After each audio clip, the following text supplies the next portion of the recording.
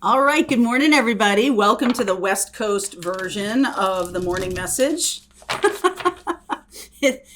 I know you won't be surprised to hear this. I'm in Vancouver. I am on Granville Island. It is really an awesome place. I'm enjoying it, and I fully expected rain. This is rain for sure. This is rain for sure. So let's see where we go this morning. Those of you who are asking about the November readings, the membership is being notified about those. So if you're part of our memberships, especially the full Zodiac membership or the Pathfinders, you'll be getting notification on that. I'm doing my best at getting them completed, but this has been, lots going on. We'll talk about that. And yesterday on the live, we had the Wednesday and Thursday group on Monday because I am here in Vancouver to take part in a workshop with Carolyn Mace, who is awesome. She wrote Sacred Contracts, and I'm excited to do it. So I'm going to take that time to refill my cup.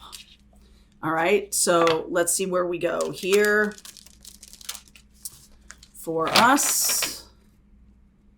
Let's see where we go. All right, underneath is attachment. Oh my word.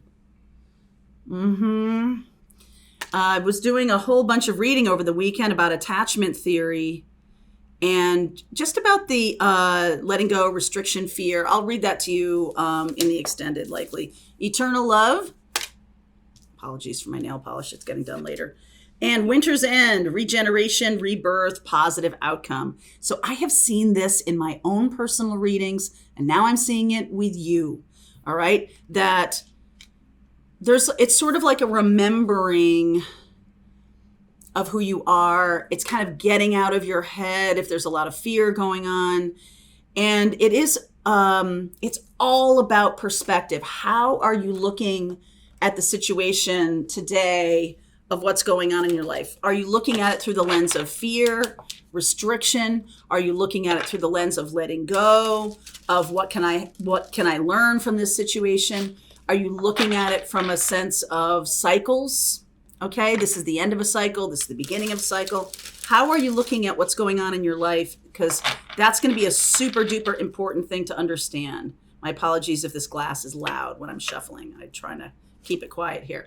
All right, 7 of Wands underneath. That's about boundaries. About boundaries. 2 of Pentacles, the Chariot. 10 of Swords. We are definitely dealing with the end of some cycle here. And I feel like some of you feel like you can power through it.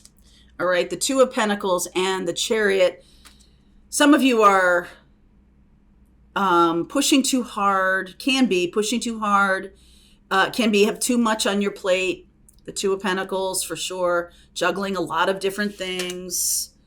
6 of Cups, the Moon, and the 7 of Cups, another 7. We have the Chariot, which is a 7. The Magician, 5 of Pentacles, and the Hierophant.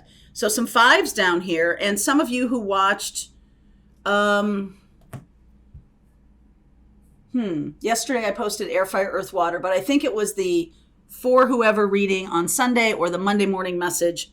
There was this sense of 5 of Pentacles, and this is really about a lack mentality. And it's almost like if you're wanting to manifest something, you can't come at it from a place of fear. You have to really shift your energies, shift how you're looking at things, or it's not just about hiding from the fear, right? It's not just about pushing back on fear. It's much more about looking something right in the face. And I feel like there's a lot going on. You see how he's looking at those cups? Like, I'm not really sure which one I want. I'm not really sure which one is going to yield my life going forward. And so there's a lot of moving back or moving into looking for teachers. I'm seeing that definitely with the channel. I'm seeing a lot more people asking questions about the cycles that we're in right now. And like I said, with the 7s here, 7 of Wands, 7 of Cups, and the Chariot, 7s are a very spiritual number. And so the spiritual energy or frequency or vibration of the 7 is about how can I pull together my spiritual life and my physical life? How can I bring these two things into alignment with each other? And sometimes we're so focused on some piece of that we can't let go. Some piece of it that feels like I'm attached to it, right? I'm attached to it. I can't let it go. I don't want to let it go. It's something that I need to really keep focusing on, I believe. Okay? And I think there's some things that you need to remember. You are forever held in the eternal embrace of the universe, of source, of God, of whoever you're talking about, whatever you call it, okay? Forever held in their eternal embrace. What goes on in our 3D life bears very little resemblance to what's actually happening in the universe. It is resembling what is our fear a lot of times. It's resembling what we are creating for ourselves, what we are most afraid of. And the reason I'm talking about fear is because this is in the middle. The moon is the thing that goes bump in the night, the thing that wakes us up in the middle of the night. I know a lot of you have talked to me about your own concerns about having problems sleeping. You know, yesterday we just had or on Sunday, we just had the Mars go retrograde. But I kind of feel like, take a look at where that is in your birth chart. I have Mars in my third house of communication.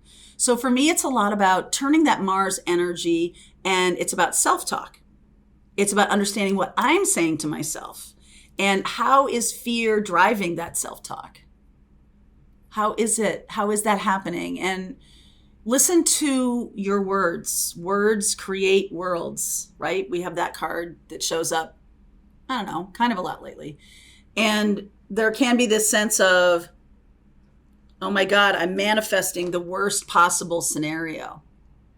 How do I get out of that? How do I stop? How do I move away from being fearful? And I want to say to you that some of you, this comes from childhood. Some of you, all of you. I mean, we have situations in our childhood that, because we're children, you never quite know what kids take in, right? You never quite know. You can be the most diligent parent. You know, my parents, I'm an adopted kid. My parents were lovely, but they had their problems, okay? They had their situations. They had their personal lives. They had their work lives. They had all this other stuff. They were older when they adopted me. They were my age when they adopted me.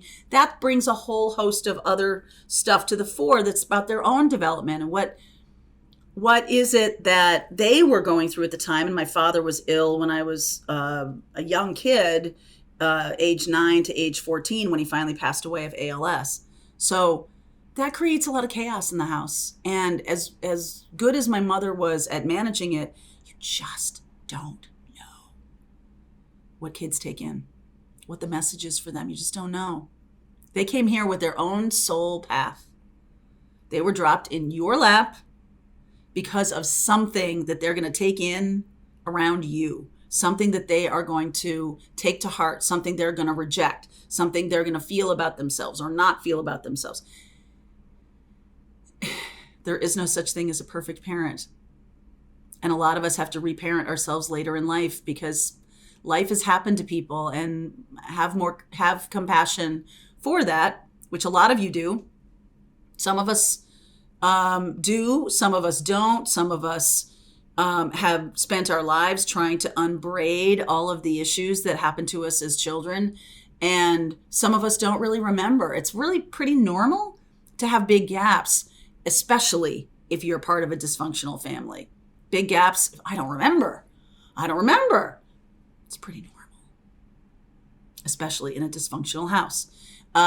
If you were in a pretty normal house and things were, you had healthy parents in terms of their nurturing of you, God bless, fantastic. And that's likely has nothing to do with your challenges. I'd be surprised if you were watching this right now. Has nothing to do with really your challenges. What I feel is happening, though, is that regardless of your family's upbringing, regardless of how you were treated as a child, I do think that because we're children and we are learning coping mechanisms happen when we don't have the emotional resiliency or tools to really process things that are happening in our lives. And so they stick around and they jump out like a ghost from I'm recording this on Halloween, so they jump out like a ghost from the closet. And that's the thing that disrupts your sleep.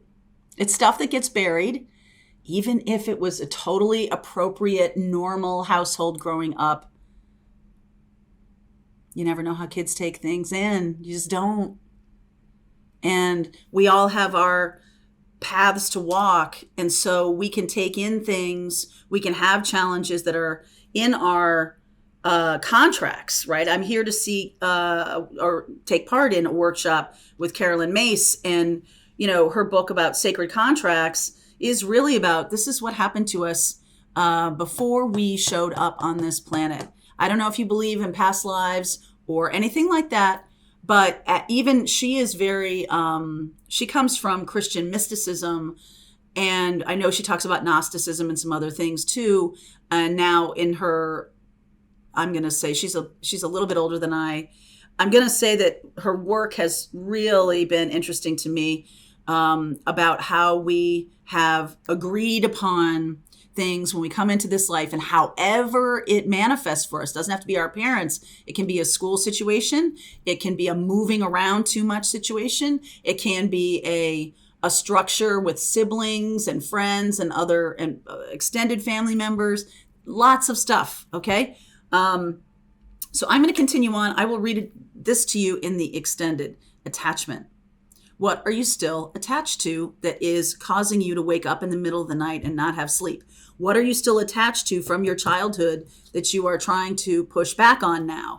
I feel like this is a time in our history as a collective where we are dealing with these issues from the mid-century, 20th century. We are really reinventing ourselves as a culture, as a collective, and individually we're going to have things jumping out of the closet or going bump in the night for us a little bit. So let's talk about it.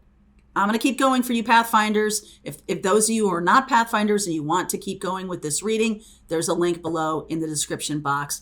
Please feel free, if you like the content or like the readings I make, to hit like, subscribe, or share. Those things help expand this group, expand this tribe that is on this channel. And if you haven't done that yet, please do. It'd be lovely to have you part of it. Okay? All right. Link below. Otherwise, Pathfinders, let's just keep going. All right. I hope you enjoyed that video. If it was helpful to you, please consider liking this video and sharing it with anybody who might have a need for similar kind of information. And if you like this video, check out these videos.